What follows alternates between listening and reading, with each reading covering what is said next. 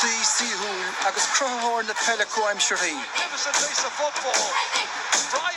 Búiteoir trí réamh na Héireann, ambassador Cumann Loachra Gael, fuscailteoir Broin agus teoirí spreadálta. The bomb blast in Omagh has killed at least 26 people. Mickey Harte, fearachar na tribloidí, tragóid fearsanta agus cúnspóid nimneach dó. I'd call it puke football. Ach fós is den inspiráideach é, níormháin de felladúir de híróin, ach tas na slúite daoine eile.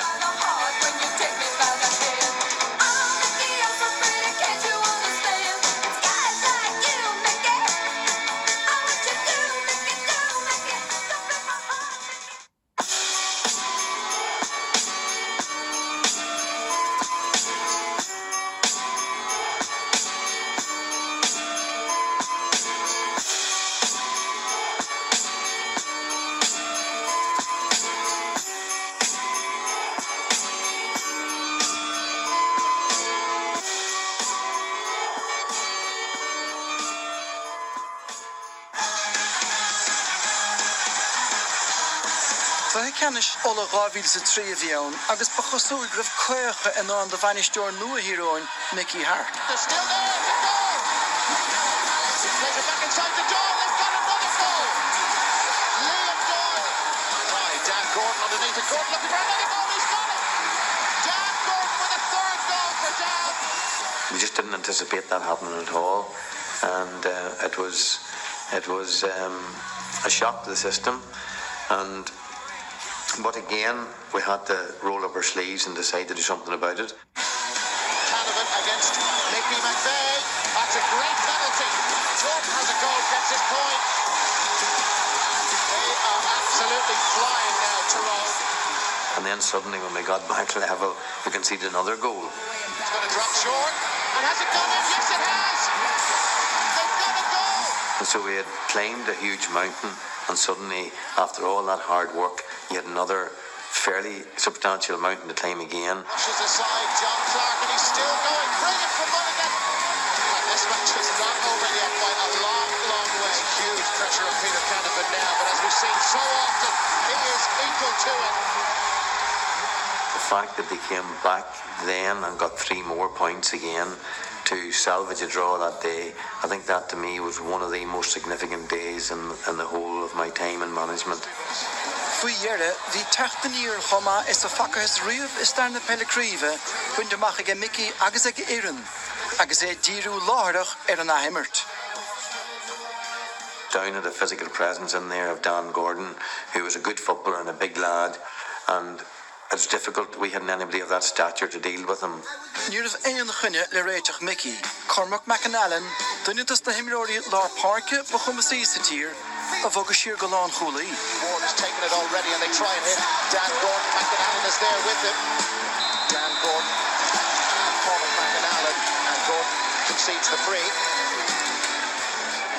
Dan Gordon has hardly seen the ball at full forward for Down. This is Mulligan. That is fantastic. What a way to start an Ulster final. Owen Mulligan. Conor Gormley. Gormley settles himself. That's a great point. A wonderful team score for Tyrone. Sends it inside and Canavan takes it on the turn. James McCarthy is back there again, and Canavan is on fire. They said he was quiet last. Bhuaigh Tyrone an aimirt gan stró, agus buineach McAnallen all-star amach ag Darren Tesúr.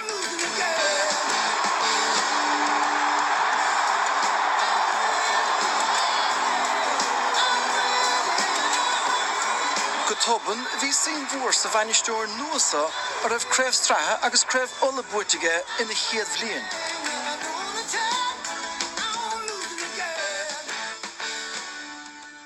Yesterday,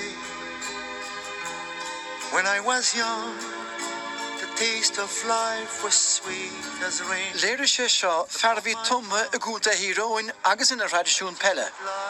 It was an old whitewashed house which was along the roadside here. The house was demolished, and this one was built in the early 70s. They had 6 brothers and 2 sisters, and I suppose most evenings we were all there. I always built a loss on weekend shifting sand. School was just round the path there, about 700-800 metres, and we could come home for our dinner. We were very lucky at primary school, and she'd always have stuff ready for us. Lovely spuds and butter and bacon and stuff, and sitting on the top of the range, and it nicely glazed over with the heat of the range. This was a great Killian house. Killian, not as in Killy music, but in people visiting. So locals would come along, say people who lived on their own, would come along on a certain night of the week to visit here. So there'd be plenty of company and plenty of chat to go on. Just take those old records off the shelf. I sit and listen to them by myself. Agus bheith cuidhreapan górá féin bell. Níor a creiv na haireann bute riamh tíróin. Gur teicticí a ré imre féin, bach bhíon Mickey seachar na cheart, agus féinnig immert. It was just, we hit the ball up between people and let them battle for it.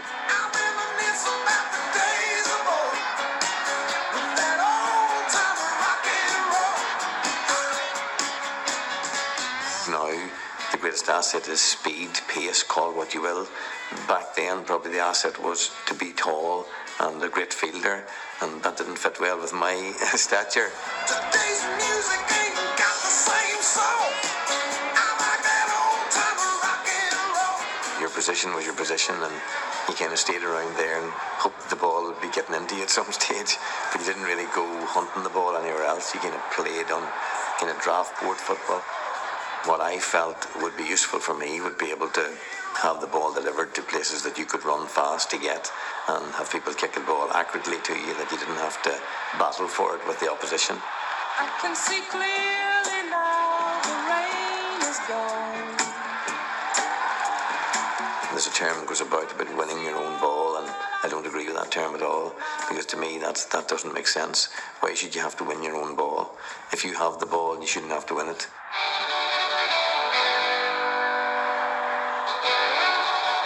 Verstunnentucht immerhe isteach Mickey.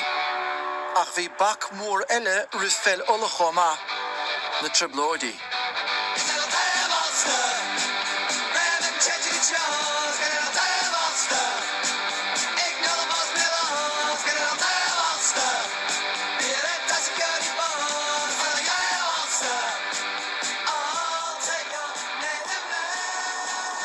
When you're living through that, living through a conflict of that nature, you don't have your full mindset to be able to afford to devote your life to an activity which is a hobby, because there's too many other things to think about. There's family to think about, there's the danger element in it, there's just not knowing what's going to happen next.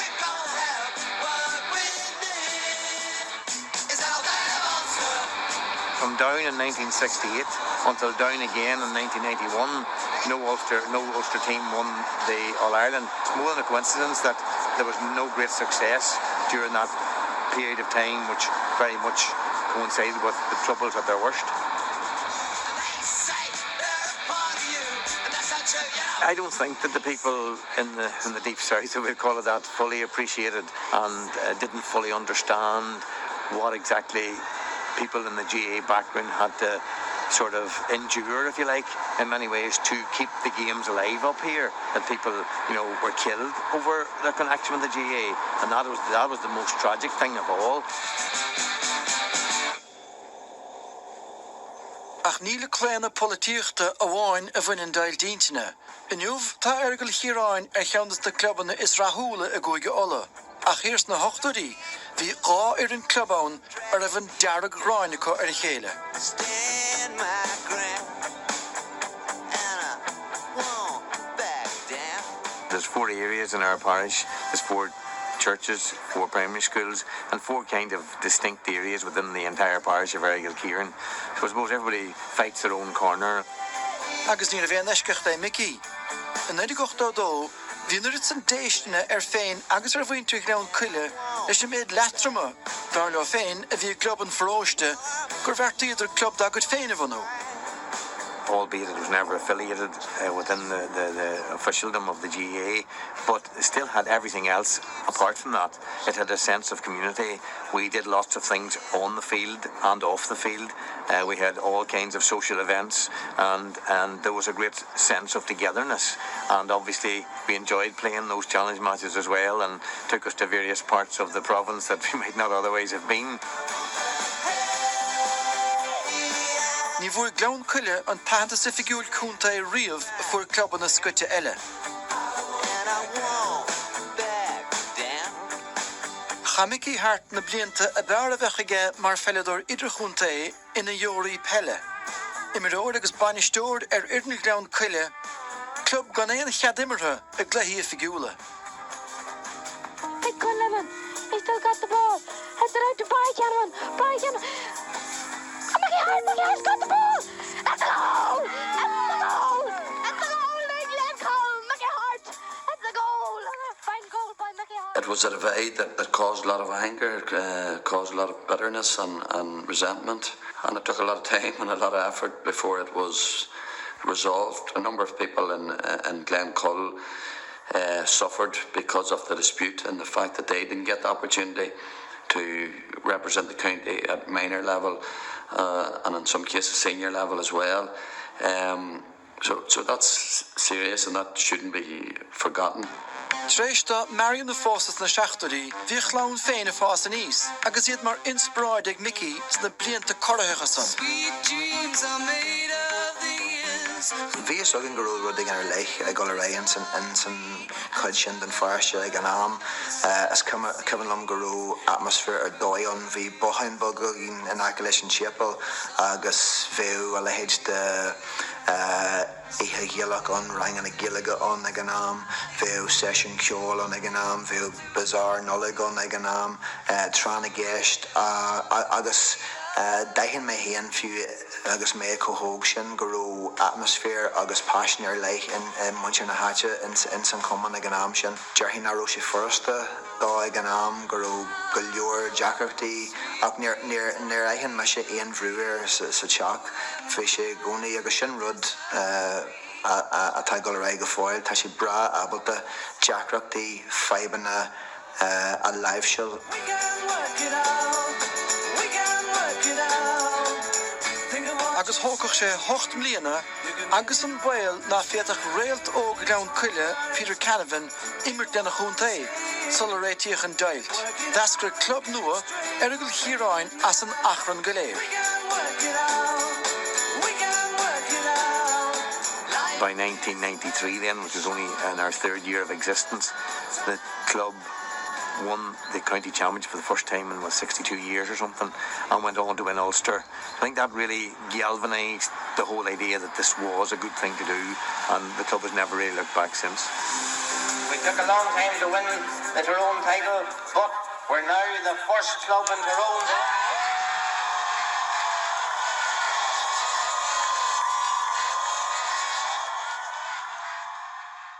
Remember the days of the old schoolyard. Ní bhuineach Mickey Harte an taithanta amach riamh mar imireoir dá bhrí sin. Ach bhí éachtaí buinteach aige mar ilúnóir, go háirithe mar bhúnteoir a gláiste chiaráin. Agus an éidir nó go héan, ceapach é mar bhainisteoir iarden bhiniúr hiaráin. Are you staying warm? I see a great connection between teaching and coaching. You don't just say something and believe that everybody hears it the same way. All children don't learn the same way. So when you're aware of that, then I think that helps in your ability to coach people to play a particular sport.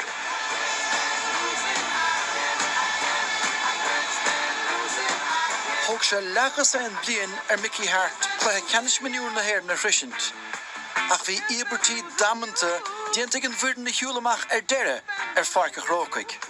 We played Armagh in Oma again, and that was just one of the maybe the saddest day of our lives, and at that stage for sure in football terms, where on the field we lost Paul McGear, who actually scored a goal that was a significant score in winning the game, but in doing that he lost his life. It's just so sad and so tragic that happened, and then we began to wonder how could we go with this team after that.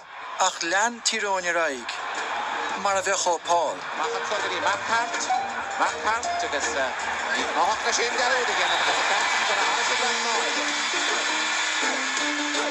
agus back to the Daffodson against Stephen O'Neill, shot it forward to Richard Collinson, on the hose of Padagatino. Chugad sár haspáanta suatha ach ní raibh an táile for na híráin an laud agus níetach cuine Paul McGirfiú iad a ghríosa chun an bhua.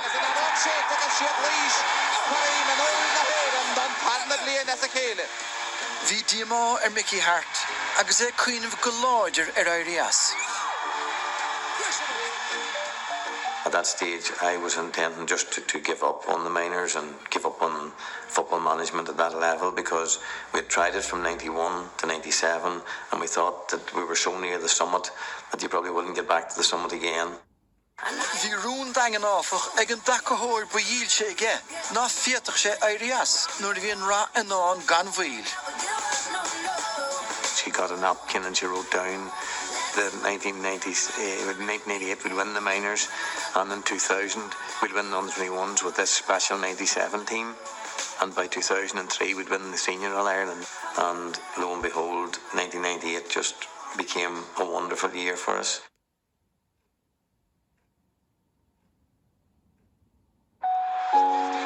I lúnas don éid gná chocht, bhí Mickey Harte agus miniúdi híróin a chur díomá agus cailún chléith ceannis na bliana ribh sin díomh.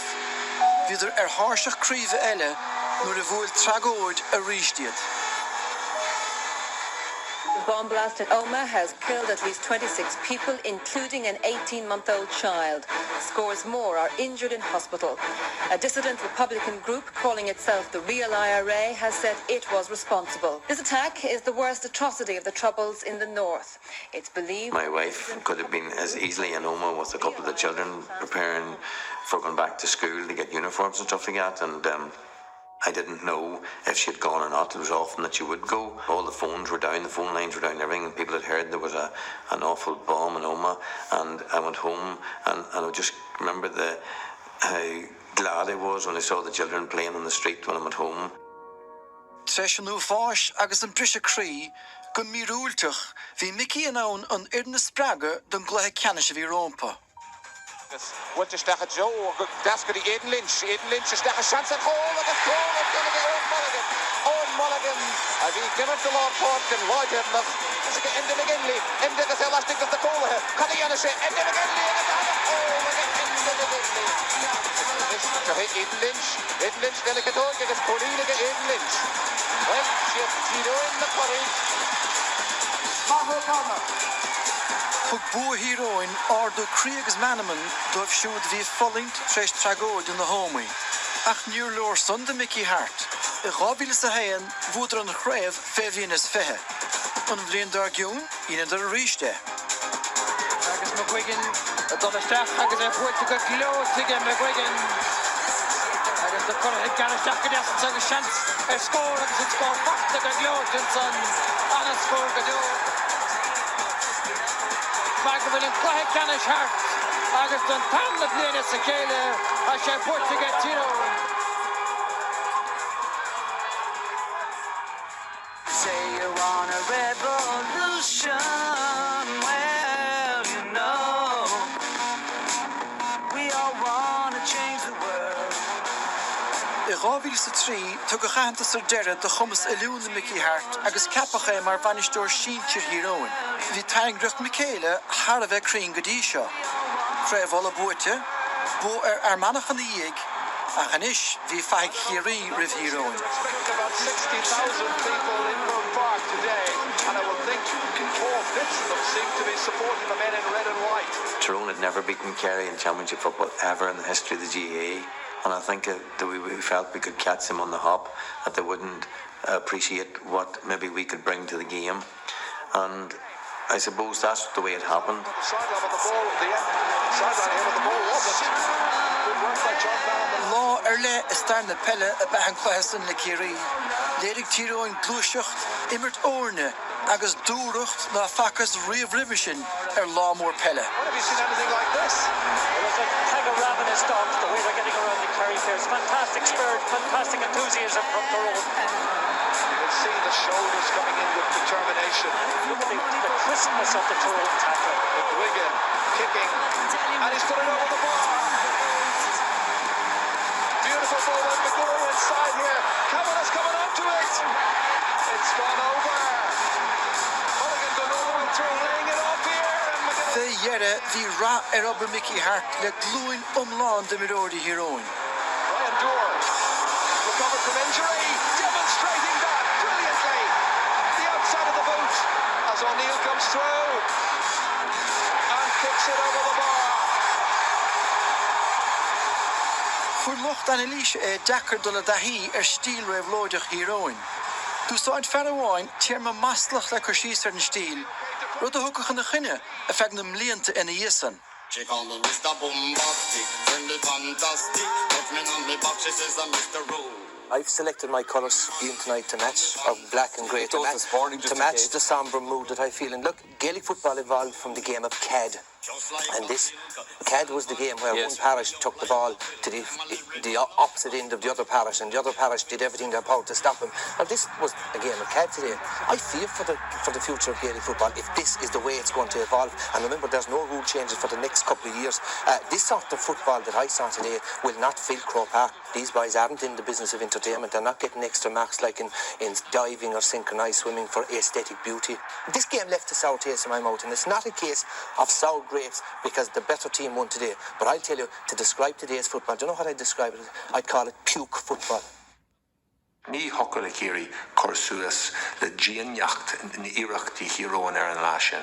Agus an drochuair fuair siad Kidgwar cainú marall an stíle mar a bhí acu an lásin. Ach a garg siar an clíthe sin ní dóilim go raibh an cainú sin tilse, mar jimmar siad stíl imartha pala, a bhfuil Kidgwar imar I feirní inis I géirí a chópail, agus a chópail siad sin agus a géirí ló leis. Little block on it again. Tyrone's work rate is immense. Some people see it as negative, and in fact it is very positive. If you lose the ball and as many people as possible do their very best to get it back, that to me is a very fair thing to do, rather than saying you get it back or that's your responsibility. It's everybody's responsibility. If you lose the ball, it's everybody's responsibility to regain possession as quickly as possible.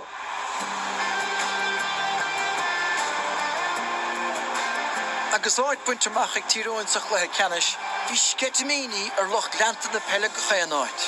Rá non dúisgurt I chluthe ceannis na Héireann den géadú riamh.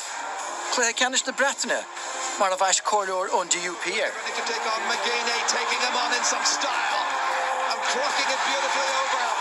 He's got Campbell Canavan and he's kicked it off the goalkeeper's legs and it's over the bar.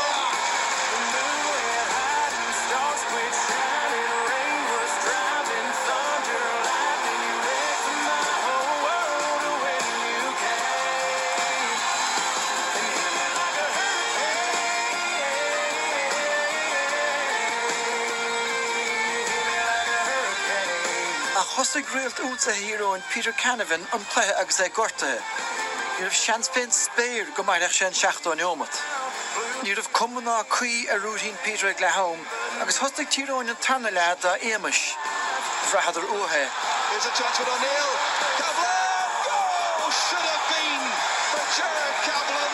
It was as good a goal chance as he's ever going to get. Ach an náisisteach leis sna neomatí dearnacha, agus bhór an tardú cruie, agus iad dír an far spar a bhí có óhasach a chosint. This is great play by the management of Tyrone, bringing back Peter Canavan to give them the vital leadership with the remaining 7-8 minutes. People were saying that it was a masterstroke and something that I don't think has happened before in an All-Ireland final. And so Mickey was the first man to try something like that. When you have a player of his calibre on the pitch, and even if he doesn't appear to be doing an awful lot with the ball, he's actually taking so much attention of the opposition that other people are free to do more. So there's much more than that player on the ball. It's his impact and his influence on the opposition, and he was always going to have that, even if he was only fit to stand on one leg. They've done it! Tyrone are the All-Ireland champions! Mickey Harte has led a team through minor success, under-21 success, and the biggest success of all,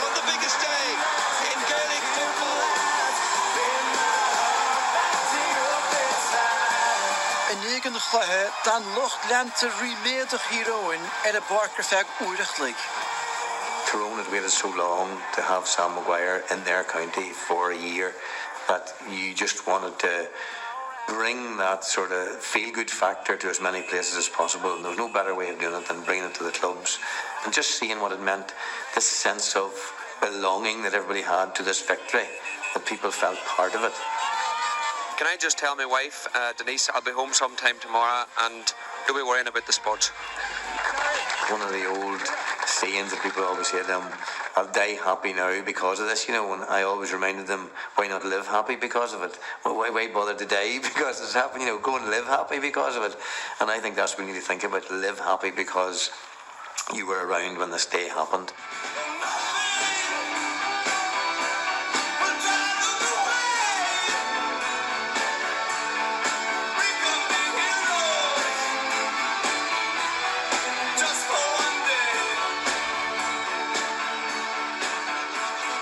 Ach nuair bhí Tyrone cosan na críomh an bhliain dar giún, bhí gapdaon inspiráideach lár go tragóideach. On the 2nd of March 2004, that just turned our world upside down. The man I'd been speaking about there, whom I admired so much and was captain of the minors and captain on the 21s for 3 years in a row, and was now captain of the seniors. Just, it was just a shock beyond all shocks that we learned of his untimely death. Ghuil bás op an chormic on SADS go mór a choim róirí agus Mickey Harte.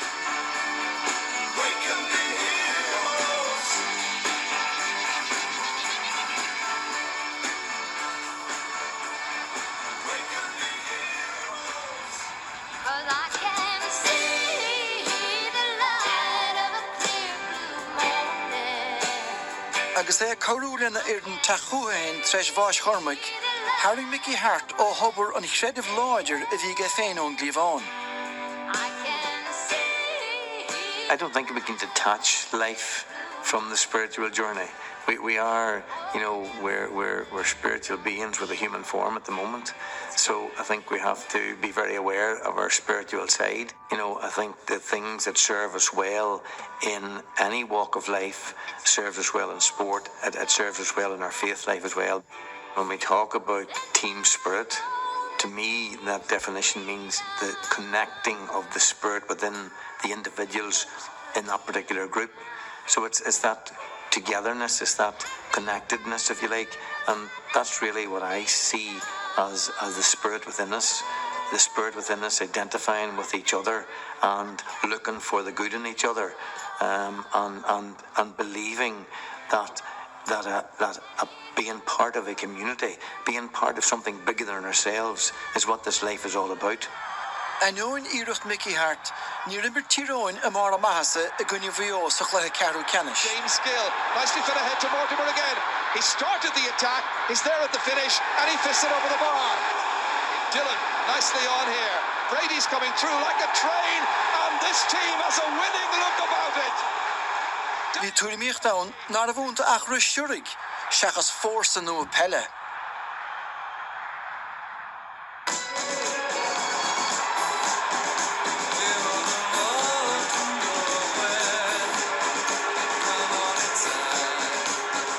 Agus iad ta chuva féin, ní bhain treis bháise captain, ach a deb críomh chomá, thugad eigerar bhacha a gábhíle sa cúig in a himmer tuchle canishola.